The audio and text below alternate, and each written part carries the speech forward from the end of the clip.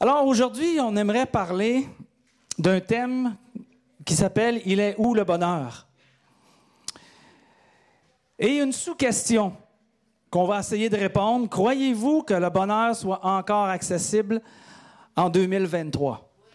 Hein? Puis quand j'ai posé cette question-là, c'est parce que je me disais, il me semble que c'est difficile. On vient de traverser une pandémie, on parle beaucoup de ça, on parle beaucoup de l'économie, on parle beaucoup de l'inflation, on parle beaucoup de la maladie qui est associée à toutes ces situations de vie qui nous semblent difficiles, les guerres. Alors je me disais, est-ce qu'on réussit à trouver le bonheur? Puis est-ce que c'est encore possible en 2023 de trouver le bonheur? Et j'aimerais qu'on réponde à cette question-là aujourd'hui. J'aimerais qu'il y ait au moins qu'on ait une nouvelle direction qui va nous permettre de mieux comprendre que oui, c'est possible de trouver le bonheur, mais comment aussi, puis pourquoi? On va essayer un petit peu de répondre à ça. Trouver le bonheur, ça sonne un petit peu comme si tu cherches quelque chose puis tu vas le trouver. Mais le bonheur, c'est pas comme ça. Le bonheur, c'est un processus. Je pensais ce matin en préparant mes dernières notes, puis il m'est venu en tête le chant et la composition de M. Félix Leclerc. Pour ceux qui sont un peu plus, qui ont mon âge, donc 29, 30, ceux qui ont connu peut-être le petit bonheur de Félix Leclerc. Puis je pensais à ça, puis je suis allé lire, puis j'aimerais vous commencer en vous lisant ça, puis de porter attention, parce qu'on va parler justement de bonheur. Il commence en disant « C'était un petit bonheur que j'avais ramassé. Il était tout en pleurs sur le bord du fossé. Quand il m'a vu passer, il s'est mis à crier « Monsieur, ramassez-moi, je vous amène chez moi. » On trouve le petit bonheur et l'histoire continue en nous disant qu'il a trouvé le petit bonheur. Puis il l'a ramassé, il l'a mis sur ses haillons, il s'est en allé chez lui et il était heureux. Jusqu'à ce qu'à un moment donné, le bonheur décide de partir. Et là, il était malheureux. Il a supplié le bonheur de rester, mais le bonheur a décidé de partir. Est-ce que le bonheur réellement, c'est un beau poème, c'est vraiment un beau poème. Mais est-ce que le bonheur est une situation qu'on trouve et là on a trouvé le bonheur? Puis si on serait capable, je pense que tout le monde aurait le bonheur dans le premier tiroir de leur bureau, de chambre à coucher qui va être à clé, puis on le sortirait quand on a besoin. Mais c'est pas comme ça que ça marche. Mais il est où le bonheur? Il est où le bonheur? Le bonheur, c'est un processus. Si on regarde le bonheur comme des situations qu'on peut retrouver temporaires ou simplement une gratification immédiate, bien, on risque de ne pas vraiment trouver le véritable sens du bonheur. On va avoir des moments de bonheur, mais je vous parle beaucoup plus que d'avoir des moments de bonheur. Je veux qu'on trouve ensemble le véritable bonheur et savoir comment maintenir ce bonheur-là. Parce que si on regarde le bonheur comme simplement des moments de gratification, bien, vous allez avoir des bons moments puis des mauvais moments. Donc, j'ai trouvé le bonheur, je suis heureux. J'ai perdu mon bonheur, un petit peu comme la chanson. J'ai retrouvé le bonheur, j'ai perdu mon bonheur. Je retrouve mon bonheur, j'ai perdu mon bonheur. Ça nous donne quoi? Ça nous donne une vie en dents de scie. Ça nous donne une vie qu'à un moment donné, sur le Facebook, on va écrire quelque chose qui va être encourageant pour tout le monde. Puis une semaine après, tu lis la même personne, puis tu lis, puis tu dis, voyons, qu'est-ce qui est arrivé? C'est quasiment comme la fin du monde, là. Alors, il y a des gens, on veut pas vivre en dents de scie. Donc, il existe une meilleure manière d'avoir une vie de bonheur. L'un des discours, quand on parle que je veux vous aider, avec moi-même inclus, à avoir une expérience spirituelle, j'aimerais vous faire référence à Jésus. Il y a des gens parmi vous qui sont croyants, ça va faire du sens. Il y a des gens parmi vous qui n'êtes pas croyants, peut-être ça ne fera pas de sens. Peut-être que vous êtes ici ce matin, on est encore le matin, vous êtes ici ce matin parce que Quelqu'un vous a dit, si tu viens ici ce matin, ben on reviendra à la maison après, puis je te paye la pizza, puis tu es ici juste parce que tu te fais payer la pizza. On est content. Peu importe la raison que tu es ici. Mais la situation nous ramène à Jésus, justement, où Jésus était à un endroit qu'on appelle une montagne, qu'on appelle le sermon sur la montagne. Alors Jésus a fait un discours aux gens qui le suivaient, parce qu'il y avait quand même des milliers et des milliers de personnes qui le suivaient. Alors il est monté sur une montagne. Nous, on a une plateforme ici. Lui, il est monté sur la montagne. Il a commencé son discours, puis il a commencé à expliquer pourquoi il est possible de vivre heureux. Et il se met à mentionner 9 différents contextes qui, quand tu écoutes ce qu'il a écrit, puis à première vue, tu as l'impression que ça n'a pas de sens. Les situations ou les contextes qu'il nous apporte ne nous rendraient pas heureux. Mais lui, il a expliqué, il a donné un raisonnement puis une perspective à une situation que parfois, nous, on pourrait trouver difficile. Mais lui, il a dit, on peut être complètement dans le bonheur. Et Jésus a dit, ils sont complètement, vous voyez sur vos écrans, ils sont complètement dans le bonheur, ceux qui sont au bout du rouleau. Hein? Ils sont complètement dans le bonheur, ceux qui vivent un deuil. Tu dis, bien voyons donc. Ils sont complètement dans le bonheur, ceux qui possèdent moins. Ah ben là, je comprends que vous ne voulez pas peut-être devenir chrétien. Ça a de l'allure, ça, là. Quand je lis ça, là, ça n'a pas de sens pour moi non plus. Et il continue en disant, ceux qui sont complètement dans le bonheur, ceux qui ont faim, ceux qui ont soif, ceux qui se font poursuivre ou attaquer, ceux qui subissent le rejet, ils sont complètement dans le bonheur. Et il dit après d'une manière spécifique à chacun, et dans l'évangile de Matthieu au chapitre 5, vous pourrez aller lire à la maison, mais je fais un résumé de ce qu'il dit. Il dit, ces situations-là produisent quelque chose en toi qui va te rapprocher du vrai sens de la vie, puis qui va même servir de tremplin pour une vie de bonheur. Alors, ce que Jésus nous amène à voir et à comprendre, c'est que la façon que tu perçois les choses détermine ton bonheur. La façon dont tu perçois les choses détermine ton bonheur. OK, partons avec cette idée-là. Mais ce n'est pas la seule chose qui est bon de se souvenir. Une chose qui est bon de se souvenir par rapport au bonheur, c'est que les situations qui affectent le plus notre bonheur sont davantage à propos ou reliées des qui plutôt que des quoi. Hein? Des qui plutôt que des quoi. Ce que je veux en venir par là, je veux dire par là, c'est que les situations de bonheur sont plus reliées à une personne. C'est souvent par rapport à une personne, beaucoup plus que par rapport à des choses, par rapport à des objets. Je vous donne un exemple. J'ai eu l'occasion de voyager au Mali, en Afrique, pendant plusieurs années. De 2010 jusqu'à 2006, j'ai fait plusieurs voyages, puis on a eu l'occasion d'être capable même d'établir, un peu comme ici, une église là-bas. Et au fil des années, je suis retourné souvent. Puis à un moment donné, il y avait tellement de chrétiens qu'il était temps d'ouvrir une église pour servir les chrétiens et les non-chrétiens dans une communauté. C'est ça qui est le but de l'Église. Alors, j'ai dit à un des dirigeants qui était là-bas, j'ai dit, bon, je vais vous aider à ouvrir une église. Mais oui, mais tu retournes au Canada. Il dit, comment on va faire pour ouvrir une église? J'ai dit, on va ouvrir une église cellulaire. Il dit, c'est quoi ça, une église cellulaire? J'ai dit, c'est facile. Je retourne au Canada, je t'appelle sur ton cellulaire à tous les mois, puis c'est de même qu'on va établir l'église. Ah, il a dit, OK, c'est original. On a établi une église cellulaire.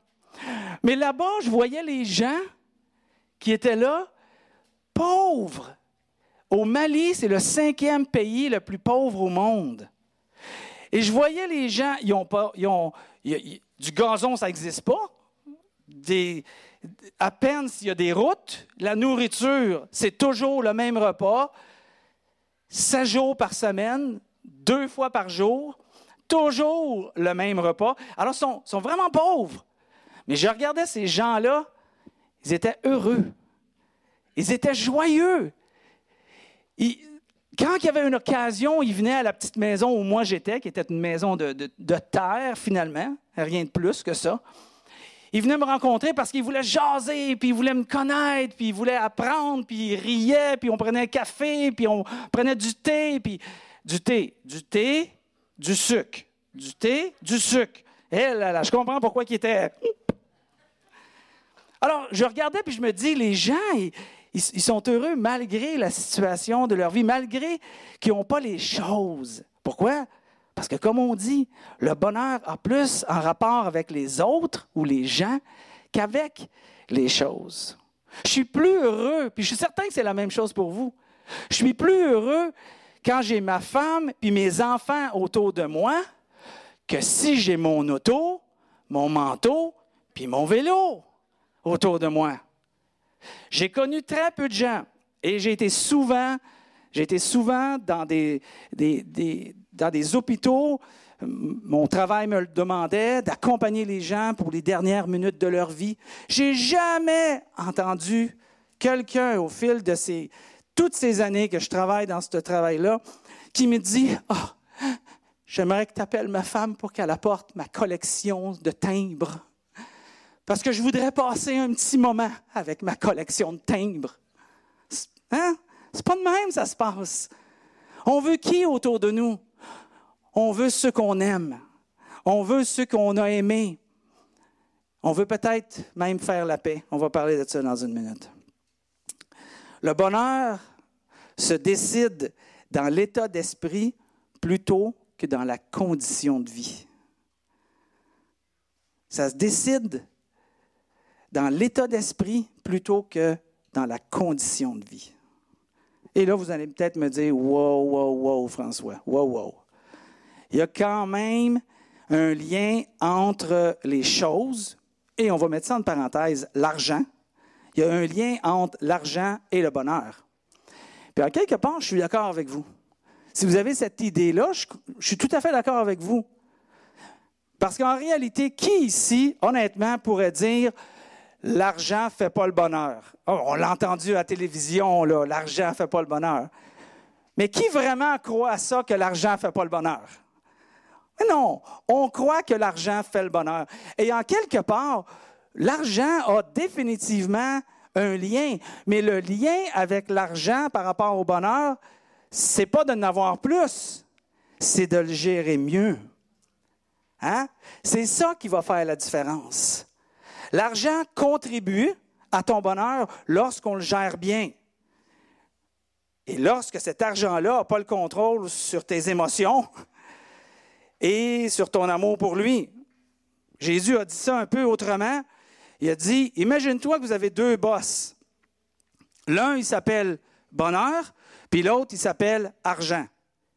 Tu vas servir soit l'un ou soit l'autre. Tu vas servir soit le bonheur ou tu vas servir l'argent, il nous dit, pour nous aider à comprendre le contexte et l'influence de l'argent et du bonheur sur notre vie. Et quand tu choisis le bonheur, l'argent devient un outil gérable pour ton bien. Tout à fait d'accord avec ça. Si tu choisis l'argent, tu deviendras un outil plutôt au service de l'argent.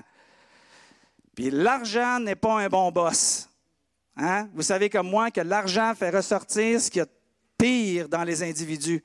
J'ai vu des familles qui sont près les uns des autres, qui s'aiment, qui se respectent, jusqu'à temps que le père et la mère décèdent, et là, c'est le moment de l'héritage.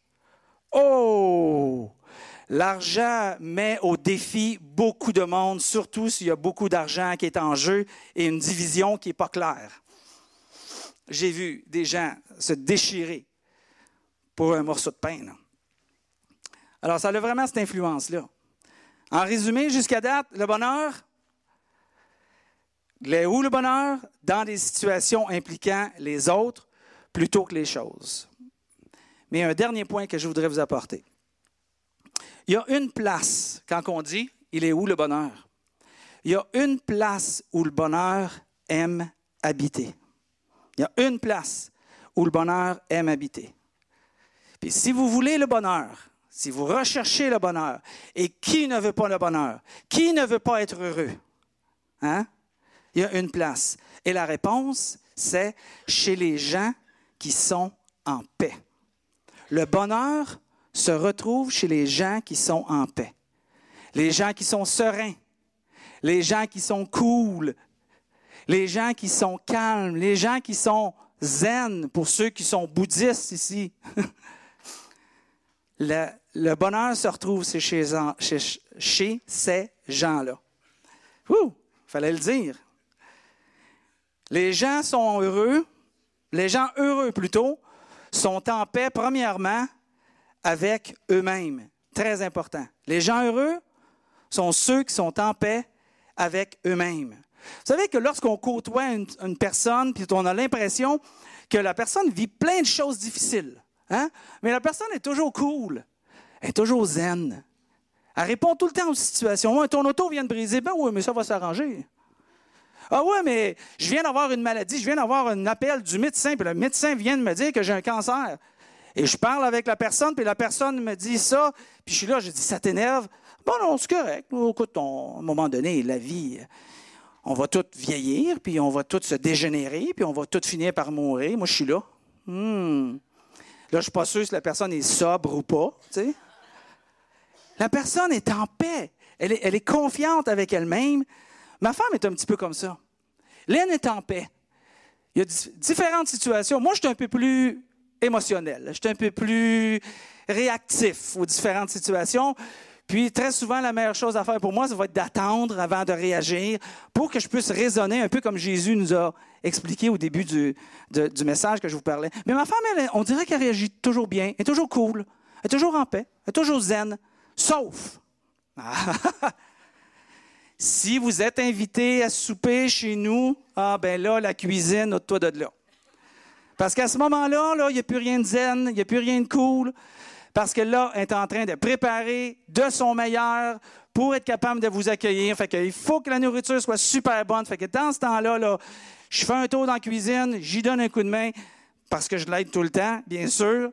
Mais à un moment donné, je ne parle plus. J'aide. J'ai dit, est-ce que je peux couper?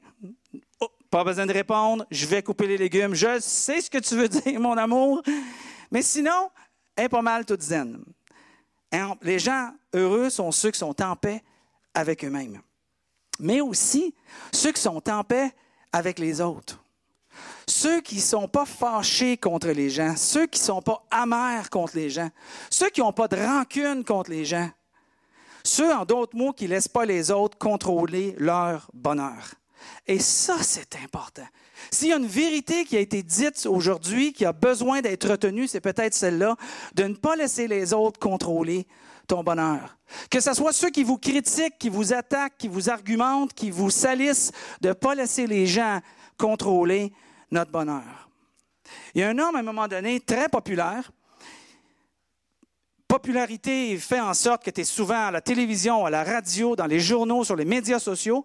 Alors, plus de popularité, plus de critiques. On a déjà commencé à expérimenter un petit peu ça ici à l'Accessible, puisqu'on a eu beaucoup de visibilité pendant les derniers 2 ou 3 mois. Alors, il y a beaucoup de gens qui étaient contents, mais il y a toujours des personnes qui vont arriver et que « Ouh, ça pince! » Les commentaires, ils pincent.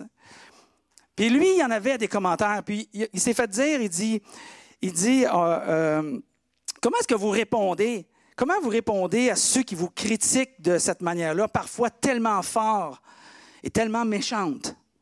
Il dit, ce que je pense, ce que les gens pensent de moi, ne contrôle aucunement ce que moi, je pense de eux. Je suis reconnaissant pour le travail qu'ils accomplissent. Wow! Quand j'ai entendu ça, ça m'a jeté à terre. Ça m'a jeté à terre. Parce que ça, c'est la réponse. C'est la réponse de ne pas laisser les gens avoir un contrôle sur notre bonheur. Et plutôt d'être plein de gratitude pour ce que les autres peuvent apporter, même s'ils vous ont critiqué. Ayant le désir de vouloir pratiquer ces paroles-là, qu'on retrouve un peu les principes, ce n'est pas des paroles directes, mais les principes que Jésus nous a présentés, je voulais pratiquer ces choses-là. Et il y a une dame qui était fâchée avec moi depuis quelques années pour une situation qui est trop longue que je vous conte ici. Mais j'ai pris le téléphone puis j'ai dit, je vais l'inviter. Je vais l'inviter à venir à la maison. Je vais l'inviter à venir prendre un café. Je vais l'inviter à l'ouverture de l'accessible parce que je ne veux pas avoir de rancune. Je veux être en paix avec les autres. Ah, elle ne m'a pas répondu encore, mais j'ai fait mon bout de chemin. Moi, je suis en paix. Et c'est ça qui est important. En autant qu'on soit en paix, nous, avec les autres, qu'on ait fait qu'est-ce qu'on est capable de faire, notre sentiment de calme, de paix, de sérénité prend place, donc, évidemment, un temps de bonheur. Et le troisième, les gens heureux sont en paix avec Dieu. Pas toujours. Il y a des gens, vous allez me dire, il y a beaucoup de gens que je connais qui ne connaissent pas Dieu, ils ne vont pas dans des églises, ils ne sont pas chrétiens, puis ils sont heureux. Absolument. Absolument. Mon père est devenu chrétien à 88 ans, mais il a été presque toute sa vie sans avoir aucune conviction sur le christianisme. Puis mon père, c'est un homme excessivement heureux. Je ne dis pas que c'est une obligation, mais très souvent, j'ai vu des gens qui sont heureux, c'est ceux qui sont en paix avec Dieu. Pourquoi? Bien parce qu'ils s'appuient sur quelque chose qui est plus grand qu'eux-mêmes. Et ça donne une confiance. Quand je regarde ça, je regarde les chrétiens, leur réaction dans les situations difficiles, je vois très bien qu'ils ont une confiance en Dieu. Et quand ils ont cette confiance-là, ça donne la paix. Ça fait plus que ça. La paix avec Dieu ouvre le chemin pour être en paix avec soi-même. Ce qui nous rend capables d'être en paix avec les autres. Et Jésus a dit ça comme ça. Il a dit, tu aimeras le Seigneur ton Dieu de tout ton cœur, de tout ton être et de toute ton intelligence. Et tu aimeras ton prochain comme toi-même. Fait que dans cette phrase-là, il a dit, de aimer, c'est être en paix. Être en paix avec les autres, être en paix avec toi-même et être en paix avec Dieu. Si être en paix avec Dieu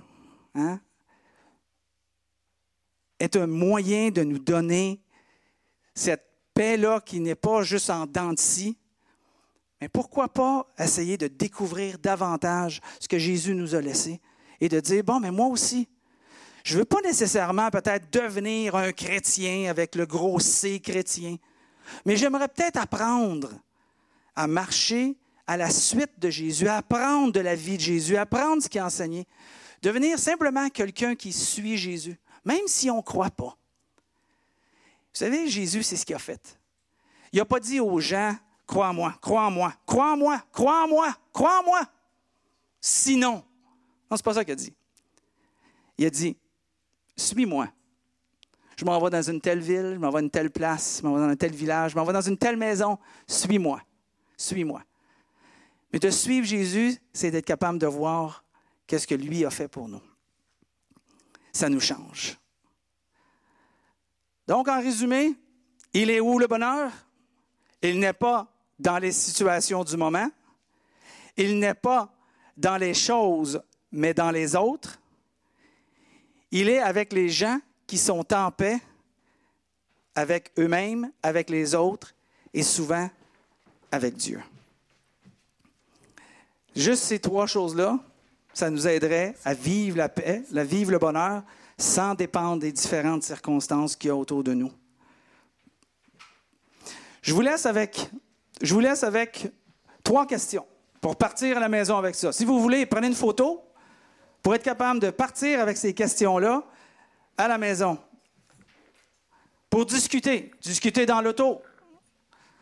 Première question. Quelle est la première chose qui te vient à l'esprit quand tu penses à la question « Il est où le bonheur » ? Quelle est la première chose qui te vient à l'esprit? Quand tu dis « Il est où le bonheur », c'est quoi le bonheur? L'argent? OK. Une belle maison? OK. Le retour de mes enfants qui se sont éloignés? OK. C'est quoi le bonheur pour toi? Définir clairement le bonheur. Parce qu'une fois qu'on a défini c'est quoi pour toi le bonheur, on peut répondre à la deuxième question qui dit comment ta définition du bonheur va influencer ta manière que tu décides de poursuivre le bonheur. Si tu ne sais pas c'est quoi pour toi le bonheur, comment peux-tu t'appliquer à rechercher puis à marcher dans la direction de ça? Et tu dois connaître ta destination si tu veux prendre la route vers ta destination. Commençons à définir c'est quoi vraiment le bonheur, qu'est-ce qu'on a essayé de faire ce matin. Puis après ça, être capable de dire qu'est-ce que je fais pour y arriver dans cette direction-là. Et la troisième question que je vous laisse, être en paix avec toi-même, les autres et possiblement Dieu. La question, c'est, est-ce que tu es en paix comme ça? Est-ce que tu peux dire ce matin, je suis en paix avec moi-même, je suis en paix avec les autres et possiblement Dieu? Et si en quelque part la réponse est non à une de ces trois choses-là, quels sont les obstacles qui sont dans ton chemin de ces relations tellement importantes?